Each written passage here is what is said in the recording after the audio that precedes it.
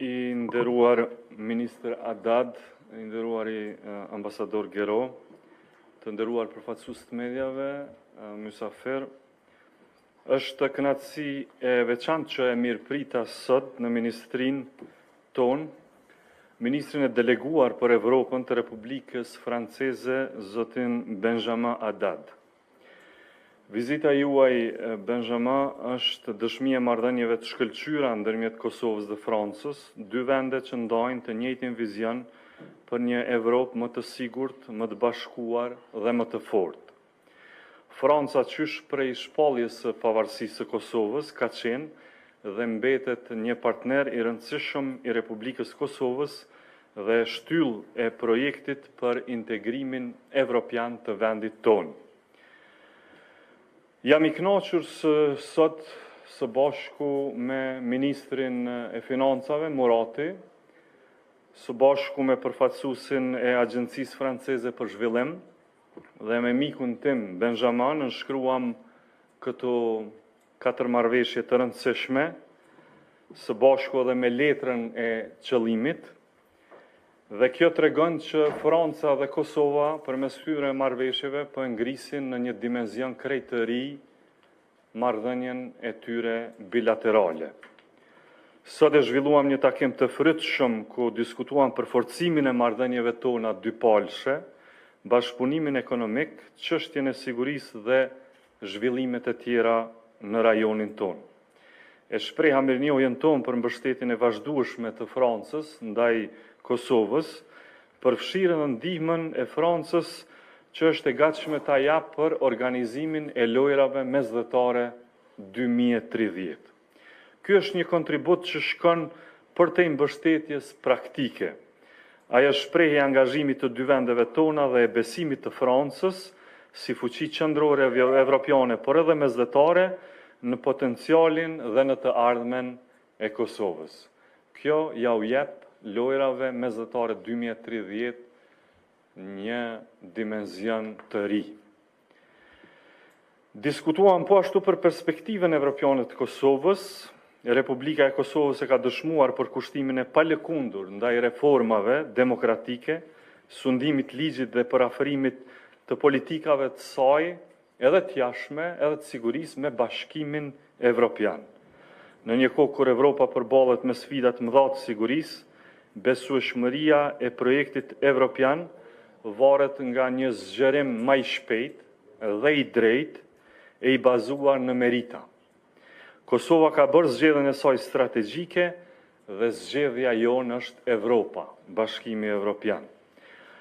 Po ashtu diskutuam për situatën e sigurisë në rajon. Retorikat që justifikojnë ose i relativizojnë krimet e viteve 90-ta, siç po ndodhin nga Serbia, janë jo vetëm provokim, po janë të papranueshme dhe të papërputhshme me vlerat e qytetërimit, të paqes dhe të demokracisë dhe nuk mund të kenë vend ato në Evropën demokratike. Paqja e qëndrueshme nuk mund të ndërtohet mbi mohimin e të kaluarës apo mbi thirrjet për përsëritjen e saj, por vetëm mbi të vërtetën, drejtësinë dhe përgjegjësinë. Kosova po investon në sigurinë e vendit edhe të rajonit, gjithnjë në raport me vendet tona aleate dhe mbetemi të përkushtuar ndaj paqes, bashkëpunimit rajonal dhe dialogut, por edhe ndaj mbrojtjes së vlerave demokratike dhe të rendit ndërkombëtar.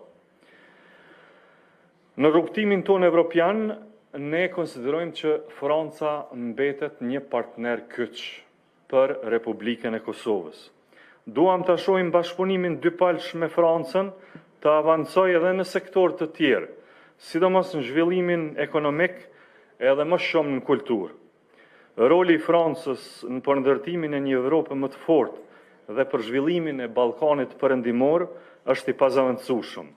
Prandaj vizita juaj sot, i dashuri Benjamin, është një mesazh i rëndësishëm për themelimin e partneritetit tonë dhe për vazhdimin e bashkëpunimit në interes qytetarëve dhe të kontinentit tonë. Ju falenderoj edhe një herë për vizitën tuaj në Kosovë. Më lejoni që ta ritheksoj edhe një herë, i dashuri Benjamin, atë që e ka shprehur si gatishmëri ushtrusja e detyrës së presidentes, zonja Haxhiu, e cila reagoi me rastin e përfshirjes së një pjese të Francës jugperëndimore nga një sasi e madhe zjarresh.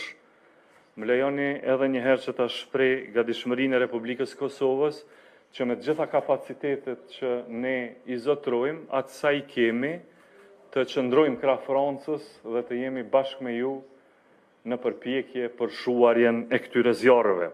E ardhmja jonë është evropiane dhe së bashku me Francën dhe partnerët tonë do të vazhdojmë të punojmë për një Evropë të sigurt, më demokratike dhe më të bashkuar.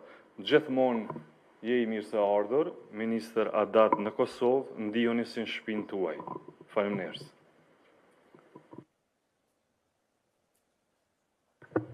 Thank you very much for your kind words, dear Vice Prime Minister, ministers, ambassadors, dear friends.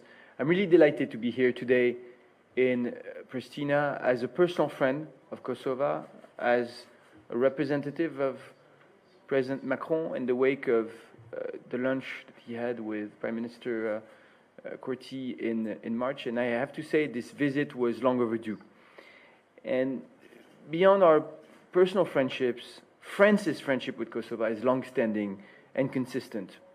Ibrahim Rugova was awarded an honorary doctorate by the University of Paris in 1996, exactly 30 years ago. You all remember the role we played almost 30 years ago in 1999, trying to find a political solution through the Rambouillet negotiation, and then taking our share of the NATO intervention and the KFOR deployment in 1999. And since then, we've been constantly trying to find mutually acceptable solutions. We supported the Ahtisaari package, the independence of 2008 as one of the first European countries to do so, the judgment by the International Court of Justice, the EU facilitated dialogue and promoting the Franco-German initiative for normalizing in 22 and 23. Sorry to take you back in history, but I think it's important to recall that our support and our friendship is a long-standing one. And as I said, I consider myself a personal friend of Kosovo for a long time. I decided as a parliamentarian, and when I was elected in 2022, to join the friendship group with Kosovo, the National Assembly, because of this common history and because I truly believe that a strong, peaceful, sovereign Europe is a reunified Europe with the whole of the region. And I'm glad that we have been working in the last couple of years to strengthen our bilateral relationship. And the visit here today gives a new momentum to this bilateral relationship. I'm really glad that we've been signing really 5 comprehensive agreements to work on a positive agenda in the relationship between our two countries. These agreements are concrete and their prospect for long-term cooperation, which we just discussed in our meeting, paving the way for even deepening the relationship. We have several French companies and the French Development Agency that have come with me also because they believe in the work that we can do together. We can strengthen our trade relations, French investment in Kosovo. We can work to increase business opportunities between our two countries. The support that the French Development Agency, the FDA, provides to Kosovo is already significant. 80 million euro for the energy transition and to combat climate change. And we have just signed a 60 million euro loan to renovate the student housing complex that will be used as the Olympic Village in the Mediterranean Games. To also cover sports facilities and schools around the student center, this is an investment that will be beneficial far beyond the 2030 Mediterranean Games. We're ready to support Kosovo in financing other projects. The AFD will have preliminary discussions with several ministries on this matter. As I'm here for the first time as a minister, I'm pleased to see that we have many French brands present in Kosovo, and I will visit a Decathlon store this afternoon, which will also be an opportunity to meet with some of the French business communities and look at opportunities to strengthen the trade and investment relationship. I've also come to explore with the government of Kosovo how to advance your accession to several international organizations, including the Council of Europe. We've touched upon this with the Deputy Prime Minister, and we will continue to work on this together to make it a reality very soon. My presence here today is a testimony of our trust in Kosovo, the importance of our bilateral relations to me and to the French government and the French president. And this is not just about a bilateral relationship. This is really about the future and the security of our European continent in this very geopolitical moment. As neighbors, and when the world is unstable and that we face the same threats, we have a role to play together to ensure the security of all. Thank you very much.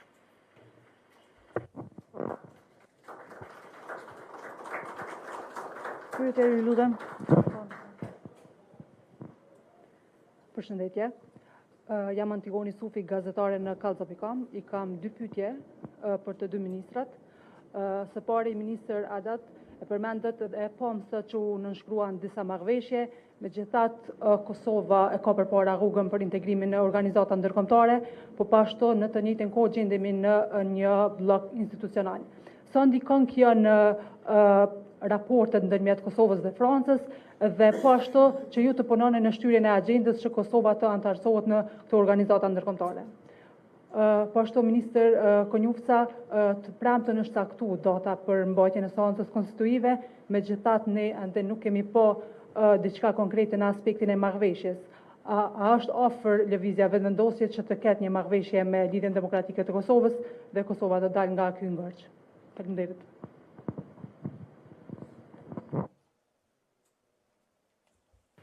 Thank you very much.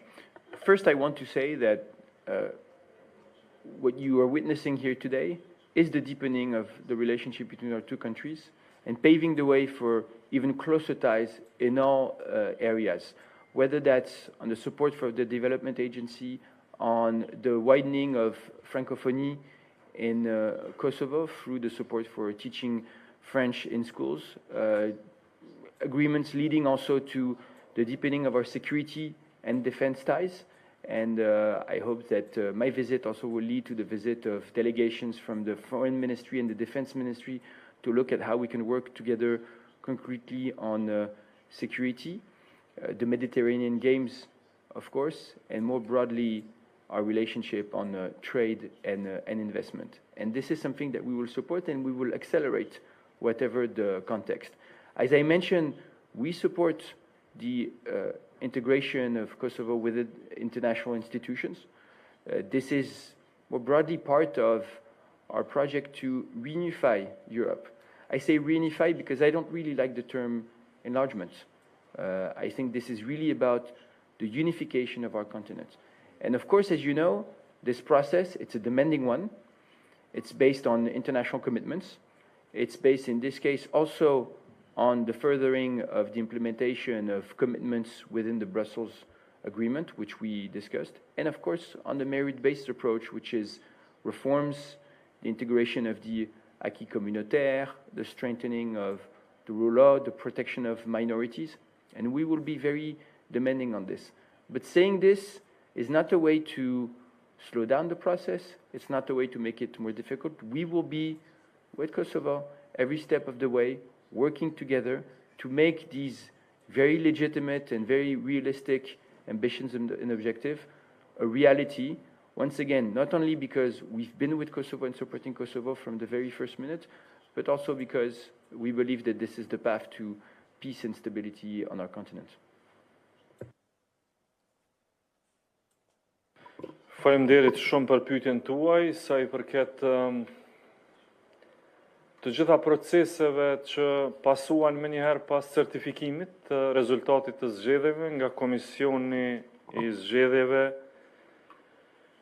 Kryeministri Kurti me njëherë ju drejtua me një letër të gjitha partive që ishin deri dje në opozit, edhe PDK-s edhe LDK-s edhe AK-s, edhe ata u përgjigjen më shpejt se herave tjera, që u pa se tregon një interesim, kësaj radhe të një natyre tjetër, me atë që pom në muajt e kaluar dhe prej zgjedhjeve të dhjetorit, duket që vullneti I partive kësaj radhe për të mos shkuar në zgjedhje është më I sinqert. Dhe pikërisht për këtë arsye ndodhi edhe takimi me dy partit me PDK-n dhe LDK-n, për disa arsye që i shpjeguan AK-ja nuk e pranoi takimin, por ata i dhanë arsyet e tyre, në çfarë kushte prap do të bashkëpunonin. Sa i përket takimeve që ndodhen me PDK-n dhe me LDK-n, u pa një gjë e qartë aty që PDK-ja më shumë qëndron në pozicionet të cilat e kemi parë më mëti. Aty janë pozicionet vjetra që i kemi pa. Edhe ato u shprehen edhe në takim me kryeministrin Kurti. Kurse sa i përket lidhjes demokratike të Kosovës, përshtypja jonë është që aty përkundër herave të kaluara, kësaj radhe ka vullnet më të madh për ta tejkaluar këtë moment në të cilën ndodhet Kosova. Ka një gatishmëri më të lartë për bashkëpunim nga Lidhja Demokratike e Kosovës. E unë mendoj që opcionet që dalin tavolinë për arritjen e një marrëveshjeve jam në përpjestim me vullnetin. Sa më i madh vullneti politik, sa më shumë ke gatishmëri me bashkëpunu, edhe më shumë rritet numri i opsioneve për me gjetë zgjidhje. Për pozicionet të ndryshme, për përgjithësitë të ndryshme se si do të ndahen ato. Kurse ato që e kemi parë, sidomos prej zgjedhjeve të dhjetorit, ka pas qenë një blokadë totale. Unë e kam pas thënë edhe atëherë, qëllimi pas dhjetorit ka qenë gjithçysh me shku në zgjedhje. Edhe partitë opozitare nuk shikonin gjë tjetër.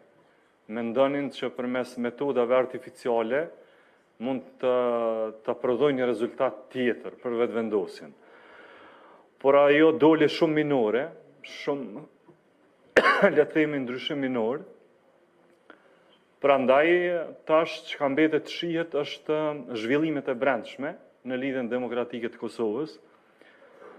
Natyrisht, Lidhja Demokratike e Kosovës e ka krejt, le të themi, autonominë e vet, pavarësinë e vet për me vendos për gjërat e saj të brendshme. Ne nuk jemi këtu as për t'i komentuar ato, as për të këshilluar gjë, sepse Lidhja Demokratike është një parti që ekziston mëtin në Kosovë, edhe besoj që ata dinë mi rregullu punët e veta. Por sa i përket bashkëpunimit me neve, mu ka dukë që pas takimit të kryeministrit Kurti me presidentën Osmani dhe me zotin Abdi Xhiku, kryetari i LDK-s, mu ka dukë që ka pas kësaj radhe një tjetër natyrë diskutimi për herave të kaluara dhe kjo na ka bërë më optimist se një zgjidhje mund të gjendet së shpejti. Faleminderit. Okay, good morning, bonjour, good afternoon. My name is Marko Zakic. I'm the news editor of Radio Television of Kosovo, second channel in Serbian language. So I have for you, Minister Haddad, one question. France and the European Union have constantly emphasized that the rule of law, protection of human and minority rights, and the implementation of the Brussels Agreement are essential for the European future of the region. How do you assess the treatment of the Serbian community by Kosovo's institution in light of recent developments, such as demolition of houses near the Gazivode Lake and the unresolved issue of return of Serbian judges and prosecutors? And if I may, in addition, Association of Serb Majority Communities and Municipalities was agreed upon under the Brussels Agreement back in 2013, yet has still not been established. Do you believe that the future to fulfill these commitments could affect Kosovo's European path and also aspirations to the joint Council of Europe? Thank you. No, thank you very much. Look, we're paying close attention to the living conditions of the Serbian communities in Kosovo. This is an issue that we've raised with the government, and the multi-ethnic nature of Kosovo is an asset. And the minority communities are entitled to the constitutional and legal protections, and they must be able to integrate and to participate into Kosovo's institution. It's in everyone's best interest. The agreement that was reached on March 14th on the law of foreigners between the EU and Kosovo is an example, a good example of the approach that should be followed. And now these agreements must be fully implemented. Regarding the demolition of the houses that you mentioned, we are concerned by the lack of due process in this case. The possibility to make full use of existing and effective legal remedies is a cornerstone of the rule of law. And irreversible enforcement measures should wait as long as the proceedings are still pending. And I mentioned how all these issues, the protection of minorities, the protection of rule of law and existing agreements is really a cornerstone for us of the EU process. I refer to the diplomatic initiative that we took with our German friends, which eventually led to the agreement of February 2023. We consider this agreement and the previous ones, 11 and 13, to be legally binding for both Kosovo and Serbia. And this is something on which we will be, once again, very vigilant, very demanding, and we will be ready to work with Kosovo and Serbia in the full implementation. Thank you very much. Pyetja e fundit. Atëherë ju falenderojmë shumë për prezencën tuaj, falenderojmë edhe dy ministrat, Konjusa dhe Hadat, për deklaratat e tyre. Faleminderit shumë media.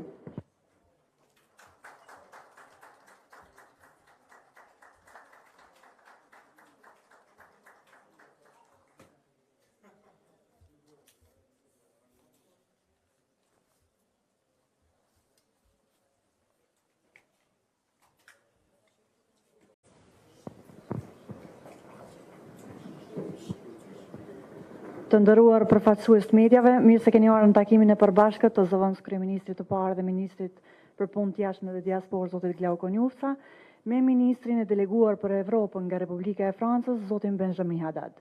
Sot gjatë takimit do të nënshkruhen 5 marrëveshje, më pas do ta kemi deklaratën e përbashkët të dy ministrave. Fillimisht do të nënshkruhet letër e qëllimit për themelimin e komunitetit kosovaro-francez për mbështetjen dhe organizimin e lojrave mesdhetare 2030.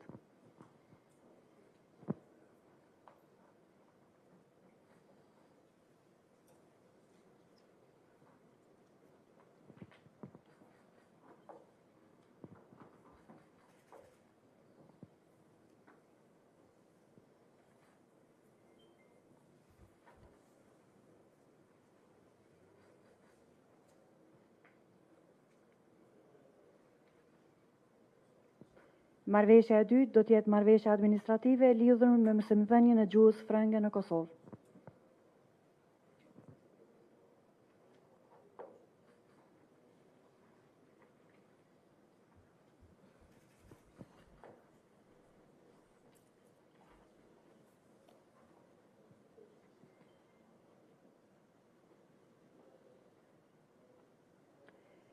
Marrëveshje për ndihmë të ndërsjellë juridike në çështje penale.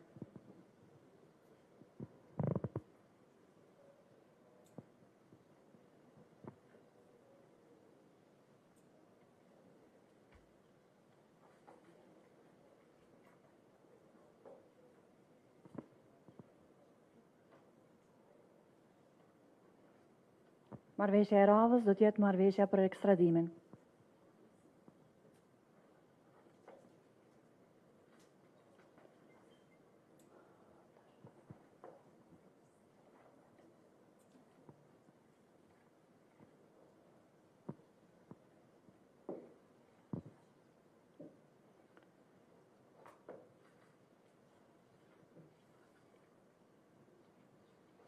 Për të nënshkruar marrëveshjen e kredisë ndërmjet Republikës së Kosovës dhe Agjencisë Franceze për Zhvillimin dhe Projektin e Lojrave Mesdhetare 2021, ftoj ministrin Hekuran Murati.